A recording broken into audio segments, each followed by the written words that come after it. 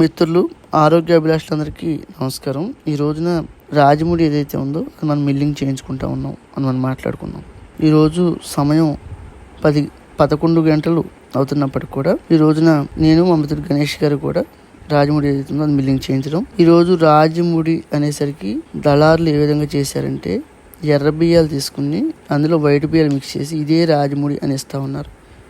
మీరు గమనిస్తే రాజముడి అనేది ఎలా ఉంటుంది అంటే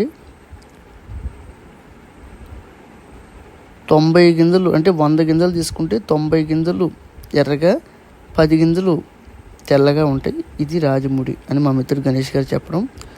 ఇది నేను తినడం కాదండి, చాలామంది మిత్రులకు ఇచ్చానండి. వాళ్ళ దగ్గర నుంచి వారు తిన్న తర్వాత ఎలా ఉంది అని అడిగి కూడా తెలుసుకోవడం జరిగింది. దాన్ని ఫీడ్బ్యాక్ అంటాం కదా మనం, అడిగి తెలుసుకోవడం జరిగింది. వారు కూడా అద్భుతమైన ఫైబర్ ఉందండి అని చెప్పడం.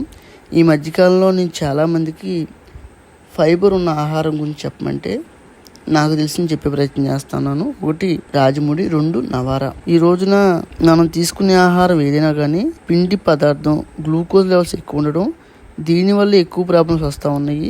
ఫైబర్ ఉన్న ఆహారం మనం తీసుకోవట్లేదు. పిల్లలకైనా పెద్దవాళ్ళకైనా మోషన్ ఫ్రీ అవ్వట్లేదు అని మనం మాట్లాడుకున్నాం.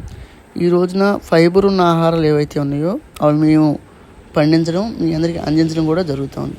ఈ రోజున చాలామంది మిత్రులు అంటే వారి పరిస్థితులను బట్టి వాటిని బట్టి సందాకాలు పండించడం అందించడం కూడా జరుగుతుంది. కానీ మనం దేశవాళీ 26 రకాల వరి మనం పెట్టుకున్నప్పుడు వాటిలో రాజముడి, కర్పు కవని, మొలగొలుకులు, కాటియాను, మణిపూర్ బ్లాకు ఇవన్నీ కూడా మా మిత్రుడు గణేష్ గారు చూస్తున్నారండి. ఆయన ఎప్పుడు ఇది మనం ఎందుకు చెయ్యాలి, మనకి ఇప్పటిదాకా మనం గతంలో కూడా మనం మాట్లాడుకున్నాం. ఆయన అమెరికాలో సాఫ్ట్వేర్ ఉద్యోగం వదులుకుని భూమిని బాగు చేయాలి, గోవుల కోసం వచ్చేసారండి. ఆయన నిజంగా ఆయన ఎక్కడా కూడా ఆర్భాటాలకి పోరండి, చాలా సింపుల్గా.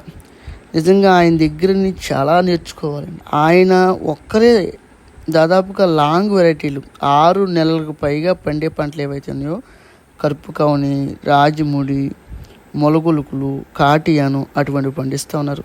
నిజంగా ఇటువంటి మిత్రులు నాకు పరిచయం అవ్వడం నిజంగా నా అదృష్టం.